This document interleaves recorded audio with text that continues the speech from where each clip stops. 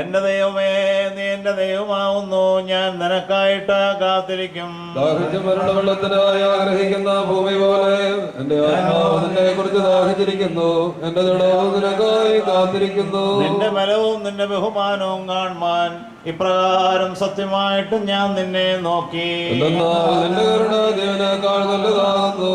എന്റെ അധരങ്ങൾ നിന്നെ സ്തുതിക്കും. ഞാൻ ജീവനോടിരിക്കുമ്പോൾ ഇപ്രകാരം ഞാൻ നിന്നെ വാഴ്ത്തുകയും നിന്റെ നാമത്തിൽ ഞാൻ എന്റെ കൈകൾ ഉയർത്തുകയും ചെയ്യും. എന്റെ ആത്മാവ് കൊഴുപ്പും മേധസ്സും കൊണ്ടുന്ന പോലെ പുഷ്ടിയാകും. എന്റെ വായുസ്തുതില്ലാതരങ്ങൾ കൊണ്ട് നിന്നെ മഹത്വപ്പെടുത്തുകയും ചെയ്യും. എന്റെ കിടക്കയിന്മേൽ ഞാൻ നിന്നെ ഓർത്തു. രാത്രികാലങ്ങളിൽ ഞാൻ നിന്നെ ധ്യാനിക്കുകയും ചെയ്തു. എനിക്ക് സഹായക്കാരനായി തീർന്നു. നിന്റെ ചിറകുകളുടെ നടുവിൽ ഞാൻ മറയ്ക്കപ്പെടും. എന്റെ ആത്മാവ് നിന്നെ പിന്തുടർന്നു.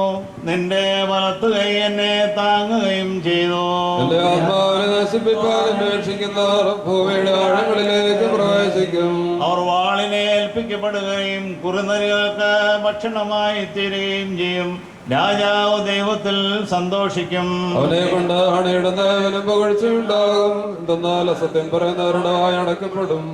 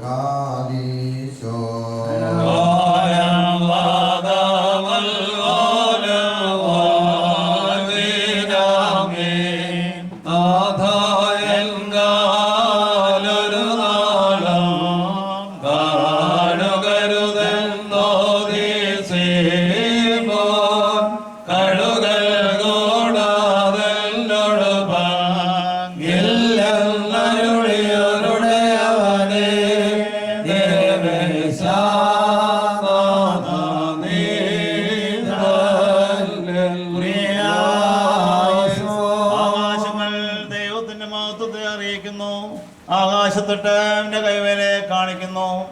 പകൽ പകലിനെ വാക്കിനെ ഉച്ചരിക്കുന്നു. രാത്രി രാത്രിക്ക് അറിവിനെ അറിയിക്കുകയും ചെയ്യുന്നു. അവയുടെ ശബ്ദം കേൾക്കപ്പെടാത്ത ഭാഷയുമില്ല, വാക്കുകളുമില്ല. ഭൂമിയിൽ എല്ലായിടവും അവയുടെ അറിയിപ്പും ഭൂലോകത്തികളോളം അവയുടെ വചനങ്ങളും പുറപ്പെട്ടിരിക്കുന്നു. അവന്റെ കൂടാരം പിടിച്ചു.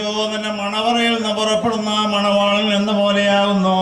പരാ പരാക്രമമുള്ളവൻ എന്ന പോലെ തന്റെ വഴിയോടുവാൻ സന്തോഷിക്കും. ആകാശത്തിന്റെ അടിയിലുമേ അതിന്റെ നാമമാകുന്നു. അതിന്റെ ആയിരിക്കുന്നതൊന്നുമില്ല. വേദപ്രമാണം കറയില്ലാത്തതും ആത്മാവിനെ തിരിക്കുന്നതുമാകുന്നു. കർത്താവിന്റെ സാക്ഷി വിശ്വാസയോഗ്യവും ശിശുക്കളെ ജ്ഞാനമുള്ളവരാക്കുന്നതുമാവുന്നു. കർത്താവിന്റെ പ്രമാണങ്ങൾ ചൊവ്വുള്ളവയും ഹൃദയത്തെ സന്തോഷിപ്പിക്കുന്നവയുമാവുന്നു.